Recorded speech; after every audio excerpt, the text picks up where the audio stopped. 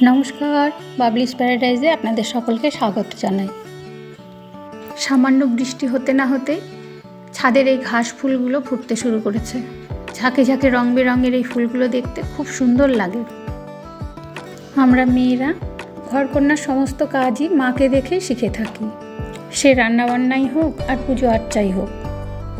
তবে বৈশাখ মাসে মঙ্গলচণ্ডীর পুজো করতে আমি আমার শাশুড়ির কাছ থেকেই শিখেছি। আমার মাকে কখনো এই পুজো করতে আমি দেখিনি। বিয়ের পরে শ্বশুরবাড়িতে এসে দেখি শাশুড়ির সাথে আমার আর দুই জা এই পুজো করে।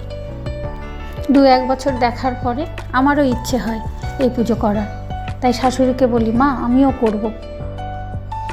আর শাশুড়িও সাগ্রহে আমাকে শিখিয়ে দেয়।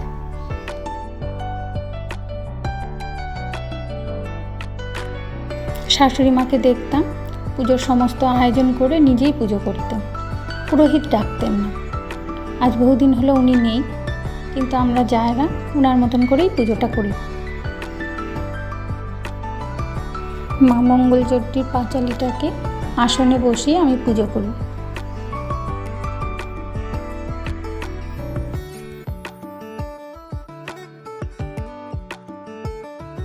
প্রথমে ফলমূলের বাটাটা সাজিয়ে নিলাম।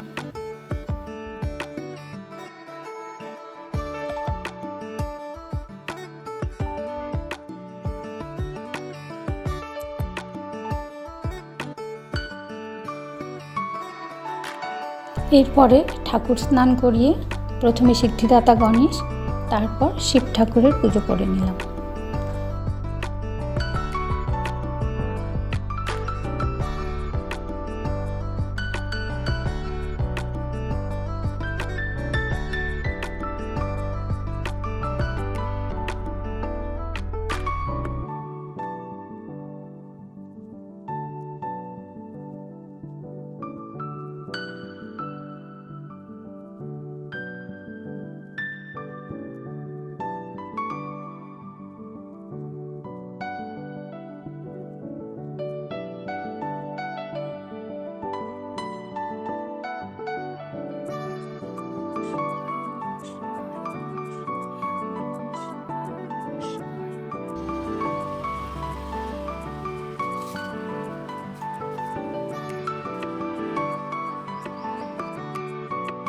এরপরে মা মঙ্গলচণ্ডীর জন্য একটা মালা গেঁথে নিলাম এবং সিঁদুরের টিপ পরিয়ে ফুল, বেলপাতা, ধান দুর্ব সব দিয়ে মাকে পুজো করলাম।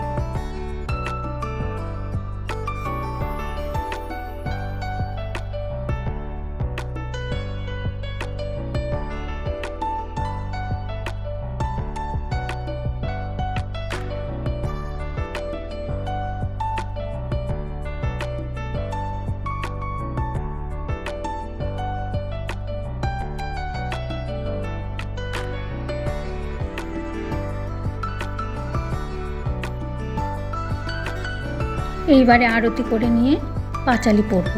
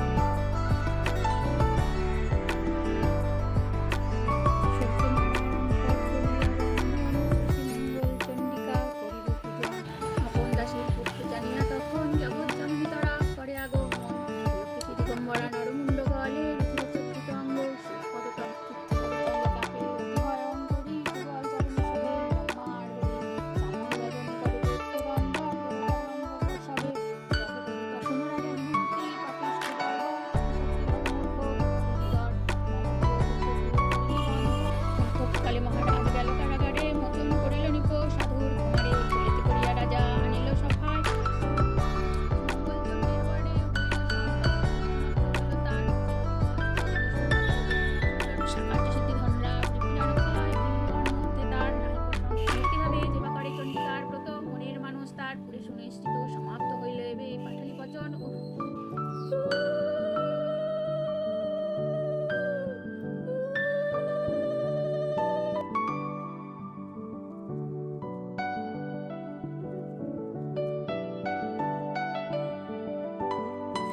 আমি মায়ের প্রসাদ নেব এবং ডালিয়ার খিচুড়ি করেছি, সেটা খেয়েই থাকবো আজকে।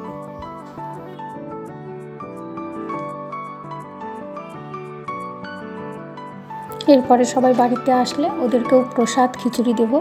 বৈশাখ মাসে এইভাবে আমি মঙ্গলচণ্ডী ব্রত করে থাকি। আজকে এখানেই শেষ করছি। নমস্কার।